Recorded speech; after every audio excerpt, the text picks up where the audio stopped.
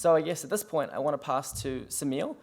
He's one of our alumni, and I had the privilege of working with him for probably more than 100 hours, in my first 2 years of Harvard. And I'm really proud of, what he's been able to achieve now as a student at Harvard as well. So I'll pass to him, and we'll hear from him about his experiences so far. Thank you.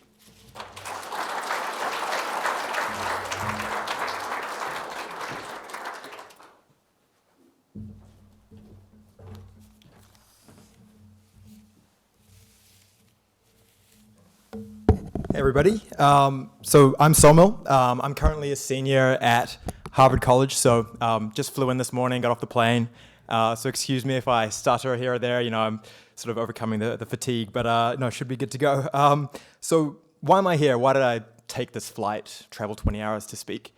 Well, the reason I'm here today is Crimson fundamentally changed my life, and that's an experience I want to describe to you.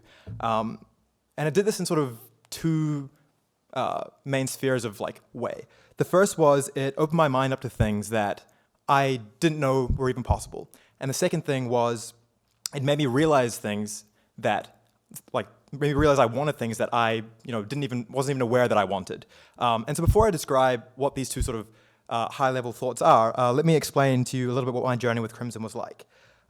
So, at the age of maybe 8, my dad sort of planted the seed of this idea that maybe you want to go to Harvard, maybe you want to go to America to study.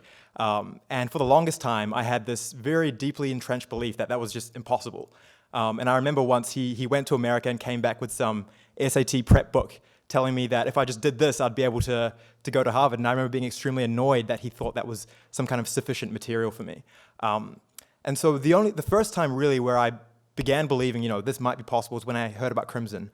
When I was about 16 or 17, and my gut reaction was finally, this dream might be actually possible. And that was very much confirmed in my first interaction with Crimson, which was actually with Jamie himself. And in that first sort of phone call that we had, it was very clear he was the first person who really believed that I can go and do this, and he had the tools to help me do it.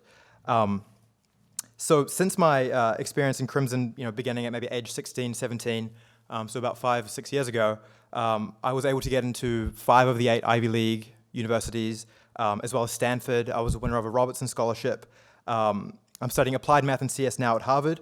As Jamie mentioned, I had the opportunity to work at Bridgewater, and now I'm having my own stab at some tech entrepreneurship out in Silicon Valley. And the reason I'm telling you these things is certainly not to toot my own horn, but Sir John Key was absolutely spot on when he said, in a place like Silicon Valley, if you want to survive and thrive there, you're basically relying on the quality of your education in a big, big way. And that's essentially why I believe in Crimson's mission, because there is no way that I could be in the position I'm in right now without their help over several years. So I'll talk now a little bit more about my experience with online learning through Crimson. So in year 13, I was enrolled in 6 NCA subjects at high school. Yet by the end of that year, I had managed to do 6 A-level subjects as well as 12 NZQA scholarship subjects, in addition to that sort of school curriculum. And I've truly never presumed to have some kind of unique brain power that allowed me to do this, but I have always been a huge believer in precise planning and targeted execution when it comes to education. And that's exactly what Crimson brought into my life. So what does this mean? What it means is my tutors were often students who had scored very, very highly in the subjects that they were teaching me. So for example, if I was taking A-level mathematics, my tutor might have been somebody who scored top in New Zealand in that paper the year or two before. So what this meant was they really knew how to cut through all of the sort of inefficiency I might have faced if I were to take on this task by myself, or were to simply rely on the highly constrained environment that I faced at school. So this also very much reminded me, reminiscing back through my experience at Harvard and thinking about what I was doing at high school. A place like Harvard, you do most of your learning through office hours, where if you're in a very difficult math class, you have a homework assignment, you don't know how to do it all. What you do is you go to office hours, and there's a student there who's teaching you how to go through it. And that's somebody who took the paper a year before, managed to get a good grade, and it very much reminded me of the spirit of what Crimson was doing as well. And so I think there's Crimson's certainly onto something there, given that some of the best institutions in the world are adopting this exact method. Certainly something that I'm fascinated to see explored. I was also able to take classes that realistically I wasn't able to take, at Hamilton Boys. So I mentioned I was able to take, 6 A-levels, which are not taught at Ham Boys. I was also taking subjects like art history through Crimson, but perhaps the most formative subject for me was taking AP Computer Science, which was something I never would have been able to do without Crimson. And given that I'm now going into tech entrepreneurship, I look back at that as one of the most formative experiences in my life. I'm not too sure if I would have ended up in this direction without having that experience with Crimson early on. As Jamie mentioned, the sort of spirit of online schooling is, we're really cutting through all the inefficiency, and we're teaching you the things that matter and teaching you how to learn faster as well. So what I mean by this is, through Crimson, if you have a great tutor teaching you something like A-level maths, in my experience, I was able to learn this maybe 5 times faster than I would have otherwise. And, being able to gain that sort of fundamental understanding of like hard concepts in mathematics has then allowed me to learn things faster in the future at Harvard, even during high school as well. So there's very much like a self-propelling mechanism there. It was also fascinating to see, when I tell people about my experience in Crimson, taking all these subjects or whatever, the sort of initial reaction is I get a strange look and people think I sacrificed my social life entirely in order to be able to do these things. And that's very much not true. A couple of years ago, I heard a rumor at my high school, this is after I graduated, obviously, that I didn't own a bed during high school.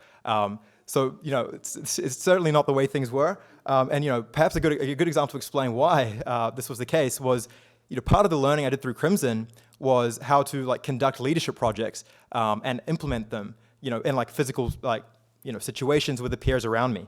So an example of this, I worked with Chandra on a leadership project in my last year of high school, where I was doing all these sort of academic papers and whatnot. And it was the year where I was really able to build the most community possible. I was able to get together with student leaders from around Hamilton, execute this great forum where we talked about issues that we were all facing.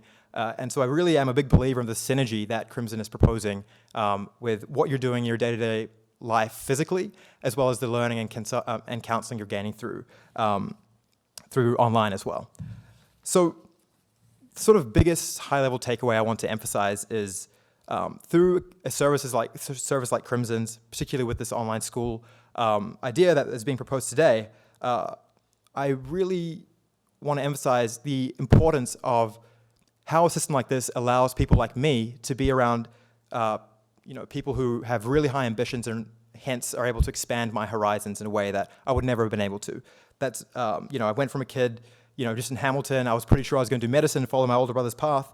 And, through Crimson, through speaking with people like Jamie, highly ambitious people who are also Crimson students who I now have a strong network with in America, I was able to, very much veer that path into something that I actually was passionate about and find something that, I can very surely say I want to commit my life to doing. So in conclusion, I'm extremely grateful for my experience with Crimson. There's a very good reason why I am such a strong believer in their mission, and I'm fascinated to see, how this goes on from here. So with that, I'll pass on to the next speaker. Thank you.